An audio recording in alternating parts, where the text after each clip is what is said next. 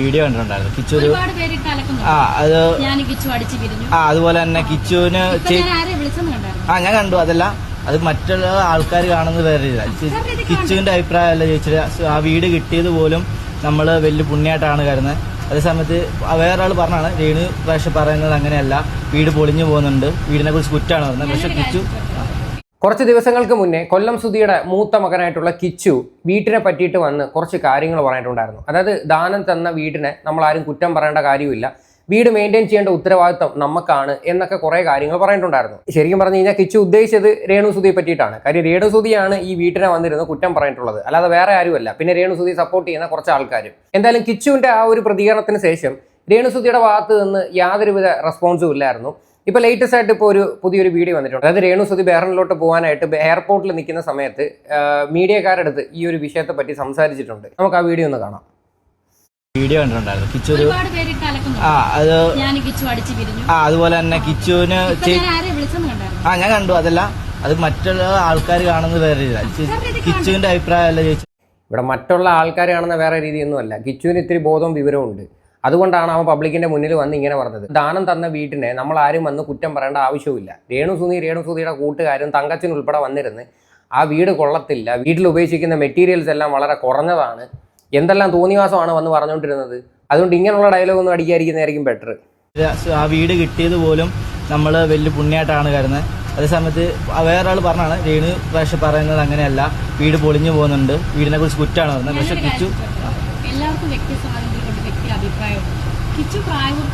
എല്ലാവർക്കും വ്യക്തി സ്വാതന്ത്ര്യമുണ്ട്, വ്യക്തി അഭിപ്രായമുണ്ടെന്നാണ് പറയുന്നത്. ഈ ഒരു കാര്യത്തിലൊക്കെ നമ്മൾ ഈ വ്യക്തി സ്വാതന്ത്ര്യം ഉണ്ടല്ലോ, ആ ഒരു വാക്ക് നമ്മൾ മുതലെടുക്കാനായിട്ട് നോക്കരുത്.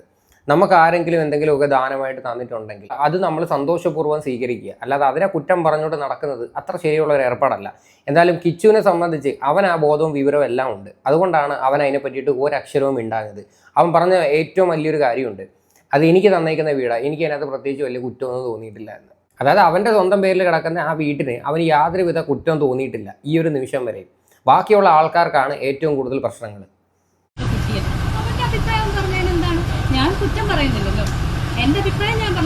അയ്യോ, ഞാൻ കുറ്റം പറയുന്നില്ലല്ലോ എന്ന്. പിന്നെ ഇത്രയും നാൾ എന്താണ് ഇവർ പറഞ്ഞുകൊണ്ട് നടന്നത്? ഇവർ ശരിക്കും പറഞ്ഞുകൊണ്ടല്ലോ ഒരു സ്റ്റാൻഡും ഇല്ലാത്തൊരു സ്ത്രീയാണിത്. പരസ്പര ബന്ധമില്ലാതെയാണ് വന്നിരുന്ന് അങ്ങോട്ടും ഇങ്ങോട്ടും ഓരോന്ന് വന്നിരുന്ന് സംസാരിച്ചുകൊണ്ടിരുന്നത്. പിന്നെ ഇവർ പറയുന്നുണ്ട് കുറച്ച് മുന്നേ എന്നെ വിളിച്ചത് കിച്ചുവാണ്, നിങ്ങളെല്ലാവരും കണ്ടതല്ലേ. എടി, നിങ്ങളും കിച്ചുമായിട്ടൊക്കെ കമ്മ്യൂണിക്കേഷനും കാര്യങ്ങളൊക്കെ കാണും. പക്ഷേ അവൻ വന്ന് പറഞ്ഞതെന്താ, അങ്ങനെ വേണം നമ്മൾ ഇങ്ങനെയൊക്കെയുള്ള വിഷയങ്ങൾ ഹാൻഡിൽ ചെയ്യാനായിട്ട്. അവൻ വളരെ മെച്യൂർ ആയിട്ടുള്ള രീതിയിൽ വന്ന് സംസാരിച്ച്. രേണുവിന് വേണമെങ്കിൽ ഇങ്ങനെ ഒരു നിലപാട് സ്വീകരിച്ചാൽ മതിയായിരുന്നു, അല്ലാതെ ഇവിടെ വേറെ പ്രശ്നമൊന്നുമില്ല. അല്ലാതെ തങ്കച്ചനെയും പിടിച്ചിരുത്തി ഒരു ഇന്റർവ്യൂ നടത്തി അവരെ ഈ ദാനം തന്ന ആൾക്കാരെ മുഴുവനും കുറ്റപ്പെടുത്തിക്കൊണ്ട് നടക്കുന്നത് അത്രയേറെ ശരിയുള്ള ഒരു ഏർപ്പാടാണോ? ഞാനല്ലേ അവിടെ താമസിക്കുന്നത്, ഞങ്ങളാണല്ലോ അവിടെ. കിച്ചുവിടെ കൊല്ലത്താണ് താമസിക്കുന്നത്. അപ്പോൾ അവൻ മോൻ അതിനെപ്പറ്റി പറഞ്ഞ് അവൻ്റെ അഭിപ്രായം പറഞ്ഞത്രേ ഉള്ളൂ. ഇനി ഞാൻ കിച്ചു എന്തെങ്കിലും രേണുവിനെ പറ്റി, രേണു അമ്മയെന്നല്ലേ നിങ്ങൾ പറയുന്നത്, കിച്ചു അങ്ങനെ എന്നെ അമ്മ എന്നാണ് വിളിക്കുന്നത്. അപ്പം രേണു അമ്മയുടെ കുറ്റം പറയാനായിട്ട് നിങ്ങൾ ആരെല്ലാം കണ്ടു? കിച്ചുവിൻ്റെ ഒരു ക്യാരക്ടർ വെച്ചിട്ട് കിച്ചു ആരെ പറ്റിയിട്ട് വന്ന് കുറ്റം പറയത്തില്ല, അതാണ് അവൻ്റെ ഏറ്റവും വലിയ ക്വാളിറ്റി. പക്ഷേ രേണു സുധി എന്ന് പറയുന്ന ഒരു വ്യക്തി ഒരിക്കലും അങ്ങനെയല്ല. മനസ്സറിഞ്ഞ് ആരെന്ത് സഹായിച്ചിട്ടുണ്ടോ അവരെ എല്ലാവരും രേണു സുധി ചെന്ന് കുറ്റം പറയും, അല്ലെങ്കിൽ പിന്നിൽ കൂടി വന്നിരുന്ന് എന്തെങ്കിലും കുത്താൻ നോക്കും. ഇതൊക്കെയാണ് രേണു സുധിയുടെ പരിപാടികൾ. ഇതൊക്കെ നമുക്കറിയാവുന്ന കേസാണ്. അതുകൊണ്ട് അങ്ങനൊന്നും പറയാതിരിക്കുന്നതായിരിക്കും നല്ലത്. ഞാൻ ഇന്ന് കുറേ മീഡിയാസിൽ കണ്ട് ഞങ്ങൾ രണ്ടും അടിച്ച് പിരിഞ്ഞു, കിച്ചു ഞാനും. ഇപ്പം ഈ അടിച്ച് പിരിഞ്ഞവരെങ്ങനെ സംസാരിക്കുന്ന ഫോണിൽ മനസ്സിലായി. അപ്പം വെറുതെ എന്തിനാ എഴുതാപ്പുറം വായിച്ചുകൊണ്ടാണ് ഒരുപാട് പേര് വെറുതെ അതിന് അവൻ്റെ അഭിപ്രായം പറഞ്ഞു. പിന്നെ എഴുതാപ്പുറം വായിച്ചിട്ടൊന്നും ഒരു കാര്യമില്ല. ഇവിടെ ഒരു മനുഷ്യരും എഴുതാപ്പുറമൊന്നും വായിക്കുന്നില്ല, എല്ലാവരും കണ്ടതും കേട്ടതുമാണ് വിളിച്ച് പറയുന്നത്. രേണുവിൻ്റെ അഹങ്കാരമാണ് ഇവിടെ ശരിക്കും പറഞ്ഞാൽ കുറയ്ക്കേണ്ടത്. അതായത് ധിക്കാരമായിട്ടുള്ള സ്വഭാവം, ഞാൻ എന്തോ വലിയ സംഭവമാണ്, ഞാൻ എല്ലാം വെട്ടിപ്പിടിച്ചു എന്ന് പറഞ്ഞുകൊണ്ട് നടക്കുന്ന ആ ഒരു ക്യാരക്ടർ ഉണ്ടല്ലോ, അത് നിങ്ങൾ എന്ന് മാറ്റുന്നോ എങ്കിലേ നിങ്ങളുടെ ലൈഫിൽ കുറച്ചും കൂടെ ഒക്കെ സക്സസ് നിങ്ങൾക്ക് ഉണ്ടാവത്തുള്ളൂ. അല്ലെങ്കിൽ വീണ്ടും പഴയ ഒരു അവസ്ഥയിലോട്ടൊക്കെ പോകേണ്ട സാഹചര്യം നിങ്ങൾക്ക് വന്നു ചേരും താമസിക്കാതെ തന്നെ. ഇനി കിച്ചുവിൻ്റെ ഫ്രണ്ട്സും കൂടെ ഇന്നലെ ലൈവ് വന്നിട്ടുണ്ടായിരുന്നു. ആ വന്ന സമയത്ത് കിച്ചു ഓരോ കാര്യങ്ങൾക്ക് റിപ്ലൈ കൊടുക്കുന്ന രീതിയുണ്ട്, അത് വേണം നിങ്ങളൊന്ന് കണ്ടുപഠിച്ചോ. എന്റെ മനസ്സാ കണ്ടോണ്ട് നിൽക്കുന്നത്, ഞാൻ എങ്ങനെ ഓക്കെ ആയിട്ട് പോകും അതാണ് ഞാൻ നോക്കുന്നത്. അല്ലാതെ ഞാൻ ആദ്യം നോക്കിയിട്ട് അല്ലാതെ മറ്റുള്ളവരെ പോയി ശരിയാക്കണം. മോനെ ആരെയും തിരുത്താൻ നമുക്കാവില്ല. ഞാൻ എനിക്ക് എന്തെങ്കിലും മിസ്റ്റേക്ക് ഉണ്ടെങ്കിൽ അത് പറ, അത് ഞാൻ തിരുത്താം. എന്റെ സൈഡിൽ നിന്ന് എന്തെങ്കിലും കേട്ടോ. രേണുവിൻ്റെ ഭാഗത്ത് നിന്ന് ഇതുവരെയും ഇങ്ങനൊരു ഡയലോഗ് പറഞ്ഞിട്ടില്ല. രേണുവിന് സത്യം പറഞ്ഞാൽ ആക്സെപ്റ്റൻസ് കുറവാണ്. തെറ്റുകൾ ചെയ്തിട്ടുണ്ടെങ്കിൽ ആ തെറ്റുകൾ നമ്മൾ സമ്മതിക്കുക, എന്നിട്ട് അത് തിരുത്താൻ വേണ്ടിയിട്ട് നമ്മൾ ശ്രമിക്കുക. അതാണ് ഇവിടെ ചെയ്യേണ്ടത്. പക്ഷേ രേണു സുധിയെ സംബന്ധിച്ച് രേണുവിന് അഹങ്കാരം തലയ്ക്ക് പിടിച്ചുകൊണ്ട് നടക്കുവാണ്. ഇതുകൊണ്ടാണ് ഈ ഒരു പയ്യൻ ആ വീട്ടിൻ്റെ സ്റ്റേറ്റ്മെൻറ്റ് പറഞ്ഞ സമയത്ത് ഒരു മനുഷ്യരും ഇവനെ എതിർത്ത് സംസാരിക്കാനത്. മിസ്റ്റേക്ക് ഒന്നും അല്ല. ഇപ്പൊ വേറൊരാളെ ഇപ്പൊ ഞാൻ ഇങ്ങനെ വേറൊരാളെന്നല്ല, എന്താ ഇപ്പൊ പറയണ്ട, ഇങ്ങനെയൊക്കെ തന്നെ എന്തോ അപ്പോ ആർക്കും ഒരു ശല്യം ഇല്ലാതെ ഇങ്ങനെ എന്റെ എൻജോയ്മെന്റിൽ ഞാൻ പോകുന്നു. അപ്പൊ നിന്റെ ഫ്രണ്ട് ഞാനൊരു കയറി പ്രശ്നത്തിലൊക്കെ കയറി ഇടപെട്ട് എന്തിനാ വെറുതെ. അപ്പൊ നിന്റെ ഫ്രണ്ട് പറയാ അത് സത്യമാണ്. അനാവശ്യമായിട്ട് വെറുതെ ഓരോ കോൺട്രവേഴ്സി ഉണ്ടാക്കിയിട്ട് കാര്യം എന്തുവാ? കിച്ചുവിന് വേണമെങ്കിൽ ഈ ഒരു അവസരം മുതലെടുത്തിട്ട് അവന് ഇഷ്ടംപോലെ പൈസ അവന് യൂട്യൂബിൽ നിന്ന് ഉണ്ടാക്കാം, നല്ല കോൺട്രവേഴ്സി ഉണ്ടാക്കിയിട്ട്. പക്ഷെ അവൻ അത് ചെയ്യുന്നില്ല. അവിടെയാണ് സത്യം പറഞ്ഞാൽ ഇവനോട് നമുക്കൊക്കെ റെസ്പെക്റ്റ് തോന്നുന്നത്. പക്ഷേ രേണുവിനെ സംബന്ധിച്ച് രേണു എന്തുവാ കാണിക്കുന്നത്? ഏതോ കാമുകനുണ്ടെന്നും പറഞ്ഞ് വരുത്തി തീർക്കുന്നു, UK പോകാൻ പോകുന്നു, പിന്നെ കള്ള് കുടിക്കുമെന്നും പറഞ്ഞിട്ട് കോൺട്രവേഴ്സി ഉണ്ടാക്കുന്നു. രേണുവിൻ്റെ സ്വഭാവം ഇതൊക്കെയാണ്. ഇങ്ങനെയൊക്കെ തരികിട പരിപാടികൾ രേണു സോഷ്യൽ മീഡിയയിൽ കിടന്ന് കാണിച്ചിട്ട് നെഗറ്റീവ് പബ്ലിസിറ്റി ഉണ്ടാക്കിയെടുക്കുന്നു. ഇതൊക്കെയാണ് രേണുവിൻ്റെ സ്വഭാവം എന്ന് വെച്ച് കഴിഞ്ഞാൽ. രേണു ഇതൊക്കെ ഒന്ന് കണ്ടു പഠിക്കുന്നത് നന്നായിരിക്കും കേട്ടോ. രേണുവിനെ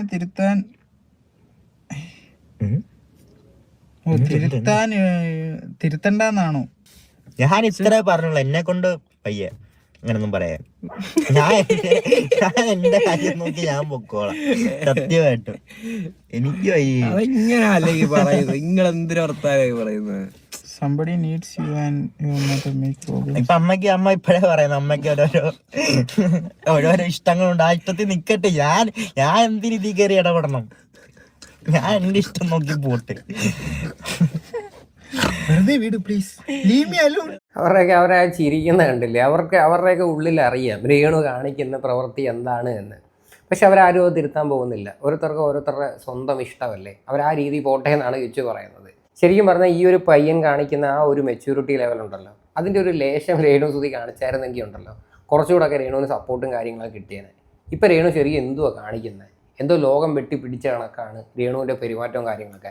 പൃഥ്വിരാജിൻ്റെ അമ്മ മല്ലിക സുകുമാരൻ വന്ന് പറഞ്ഞ ഡയലോഗ് കണ്ടില്ലേ? അതായത് ഒരു വട്ടമോ രണ്ടോ വട്ടം അങ്ങോട്ട് ദുബായിൽ പോയിട്ട് വന്നെന്നും പറഞ്ഞിട്ട് ഞാൻ എന്തോ വലിയൊരു സംഭവമാണെന്നുള്ള രീതിയിൽ പബ്ലിക്കിൻ്റെ മുന്നിൽ കാണിക്കാൻ ശ്രമിക്കുന്നു എന്ന്. എന്തായാലും ബാക്കിയോടെ കേൾക്കാം. No need to react. Yes, എന്തെങ്കിലും കാര്യങ്ങളൊക്കെ ഞാൻ വരുന്ന പ്രശ്നങ്ങളാണ് അത് എന്റെ ആയിട്ടുള്ള രീതിയിൽ ഞാൻ തൽക്കാലം മോന്റെ കാര്യം നോക്കിപ്പോ ഞാൻ അത് തന്നെ ഇപ്പോഴും നോക്കിക്കൊണ്ടിരിക്കുന്നു. തൽക്കാലം എന്നല്ല, ഇനി അങ്ങോട്ടും അങ്ങനെ ആയിരിക്കും. അമ്മ ലണ്ടനിൽ പോകുവാണോ? ഞാനൊരു കാര്യം പറയാം, സത്യമായിട്ട് എനിക്ക് അറിയത്തില്ല. ഇങ്ങനെയൊക്കെ റീലൊക്കെ കാണുമ്പോഴാണ് ഞാനും കാണുന്നത് ഓരോരോ കാര്യങ്ങളൊക്കെ. നിങ്ങൾ അറിയുന്ന അതേ സമയമാണ് ഞാനും അറിയുന്നത്. ചിലപ്പോ നിങ്ങൾ അറിഞ്ഞു കഴിഞ്ഞിട്ടായിരിക്കും ഞാൻ അറിയുന്നത്. അവര് സൂപ്പർ ആണ്ട്രാ. അവരുടെ വീഡിയോ ഉണ്ടോടാ, രനാസുന അമ്മേനെ കളിയാക്കിയിട്ടേ ഒരു അക്കൗണ്ട് ഉണ്ടോ, അത് സെറ്റപ്പ് ആയിട്ടാ റീലൊക്കെ ചെയ്യുന്നത്. എല്ലാം പോസിറ്റീവ് എടുക്കുന്നുണ്ട്. God bless you brother. നമ്മളെല്ലാം പോസിറ്റീവ് ആയിട്ട് എടുക്കണം. എന്തിനകത്ത് നെഗറ്റീവ് ഉണ്ടാകും? കേട്ടല്ലോ, എല്ലാം പോസിറ്റീവായിട്ട് എടുക്കണം. എന്തിനാണ് നമ്മൾ നെഗറ്റീവായിട്ട് എടുക്കുന്നതെന്ന്. ഇതാണ് രേണുവിൻ്റെ വീട്ടുകാരും ചെയ്യേണ്ടത്. അതായത് നിങ്ങൾക്ക് എന്തെങ്കിലുമൊക്കെ ദാനമായിട്ട് ആരെങ്കിലുമൊക്കെ തന്നിട്ടുണ്ടെങ്കിൽ അതിനെ നമ്മൾ റെസ്പെക്റ്റ് ചെയ്യാനായിട്ട് നിങ്ങൾ ശ്രമിക്കുക. അല്ലാതെ അതിനെ കുറ്റം കണ്ടെത്തി അവിടെ പിന്നെ ഒരു കോൺട്രവേഴ്സി ഉണ്ടാക്കി നിങ്ങൾക്ക് എന്ത് കിട്ടും? പിന്നെ രേണുവിൻ്റെ ഈ സോഷ്യൽ മീഡിയയിൽ കിടന്ന് കാട്ടിക്കൂട്ടുന്ന കുറച്ച് കോപ്രായങ്ങൾ, അത് ദൈവത്തെ ഓർത്ത് ആ പരിപാടി അങ്ങ് നിർത്തുന്നതായിരിക്കും നല്ലത്. അത്യാവശ്യം നല്ല റീച്ചുണ്ട്, പിന്നെ അത്യാവശ്യം കയ്യിൽ നല്ല പൈസയും കാര്യങ്ങളൊക്കെ ഉണ്ട്. അപ്പം നിങ്ങൾ ആ ഒരു കാര്യങ്ങളൊക്കെ ആയിട്ട് നിങ്ങൾ മുന്നോട്ട് പോവുക. പിന്നെയും നിങ്ങൾ ഓരോന്ന് വന്നിരുന്ന് അവിടെ പറഞ്ഞ് ഇവിടെ പറഞ്ഞ് വെള്ളം അടിക്കുന്നു എന്ന് പറയുന്നു, കാമുകൻ്റെ കേസ് പറയുന്നു. വേണമെങ്കിൽ ഞാനിവിടെ ഒരു വീഡിയോ ഞാൻ കാണിച്ചു തരാം. ഇത് 1-2 ആഴ്ചയ്ക്ക് അങ്ങോട്ട് മുന്നേ ഉള്ള വീഡിയോസാണ്. ഇതിനകത്ത് രേണുവിൻ്റെ ഒരു സംസാര രീതിയൊക്കെ നിങ്ങളൊന്ന് കാണണം.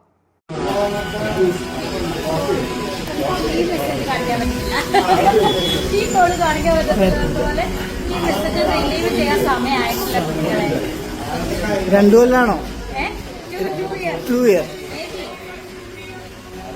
കണ്ടല്ലോ, ഈ മെസ്സേജ് കാണിക്കാൻ സമയമായിട്ടില്ല, 2 കൊല്ലം കഴിയണം. അതായത് ചുമ്മാ അത് അങ്ങനെ ഒരാൾ പോലും ഇല്ല. പക്ഷേ രേണു പബ്ലിക്കിന് മുന്നിൽ അത് ഇട്ട് കൊടുക്കുവാണ് ചർച്ചയാവാൻ വേണ്ടിയിട്ട്. എന്നിട്ട് ഒരു സൈഡിൽ വന്നിരുന്ന് പറയും സുധിച്ചേട്ടനാണ് എൻ്റെ എല്ലാം, സുധിച്ചേട്ടൻ്റെ ആത്മാവ് കൂടെയുണ്ട്, അത് കൂടെ സഞ്ചരിച്ചുകൊണ്ടിരിക്കുകയാണ് എന്നുള്ള രീതിയിൽ പറഞ്ഞുകൊണ്ട് കിടക്കും. എന്നിട്ട് അപ്പുറത്ത് എന്നിട്ട് വേറെ കല്യാണത്തെ പറ്റിയിട്ടും കാമുകനെ പറ്റിയിട്ടും അടുത്ത വിവാദങ്ങൾ ഉണ്ടാക്കിക്കൊണ്ടിരിക്കുന്നത്. ഇതൊക്കെ കാണുമ്പോൾ നമ്മൾ എങ്ങനെയാണ് പ്രതികരിക്കാതിരിക്കുന്നത്? തീർന്നിട്ടില്ല. അടുത്ത പുതിയ വീട്ടിലേക്ക് മാറുവാന്നൊക്കെ പറഞ്ഞു വന്നു കഴിഞ്ഞാൽ ഞാൻ മാറത്തില്ല. ഞാൻ അവിടെ സുധിയിലേക്ക് തന്നെ ഇപ്പോഴും കാണും. അത് കുറച്ച് കഴിയട്ടെ. ഇപ്പോഴും അവിടെ തന്നെയാണ് താമസിക്കുന്നത്. ഇവിടെ താമസിക്കാൻ ഞാനവിടെ നിൽക്കുന്നില്ലല്ലോ, ഓട്ടമല്ലേ. 2 ദിവസം എല്ലാം പോയി നിന്ന് 2 ദിവസം നിൽക്കത്തില്ല. ഒന്ന് ഉറങ്ങി എഴുന്നേറ്റ് പിന്നെ അടുത്ത ഷൂട്ടിനങ്ങ് പോകും. ഇപ്പം എന്തേ രേണുവിൻ്റെ ഭയങ്കര ധിക്കാരമായിട്ടുള്ള സംസാരം ഉണ്ടല്ലോ, അതായത് എനിക്ക് നിൽക്കാൻ സമയം കിട്ടുന്നില്ല. പിന്നെ അവിടെ അല്ല ഞാൻ എവിടെയാണ് നിൽക്കേണ്ടത്. പണ്ട് രേണുവിൻ്റെ ഒരു ഇൻ്റർവ്യൂ ഉണ്ട്, എനിക്ക് വാടക കൊടുക്കാൻ പോലും നിവൃത്തിയില്ല, നിങ്ങളെല്ലാവരും എന്നെ ഹെൽപ്പ് ചെയ്യണം എന്നൊക്കെ പറഞ്ഞിട്ട്. അതായത് ആ ഒരു രേണു തന്നെയാണോ ഇത് എന്ന് ആലോചിക്കുമ്പോഴാണ് എനിക്ക് അത്ഭുതം തോന്നുന്നത്. എത്ര പെട്ടെന്നാണ് ഒരു മനുഷ്യരുടെയൊക്കെ സ്വഭാവങ്ങൾ മാറുന്നത് അല്ലേ. എന്തായാലും ഇത്രയൊക്കെ ഉള്ളൂ സംഭവം. ഇതിനെക്കുറിച്ച് നിങ്ങളുടെയൊക്കെ അഭിപ്രായങ്ങൾ എന്താണെന്ന് വെച്ചാൽ നിങ്ങൾ തീർച്ചയായിട്ടും കമൻറ്റ് ചെയ്യുക.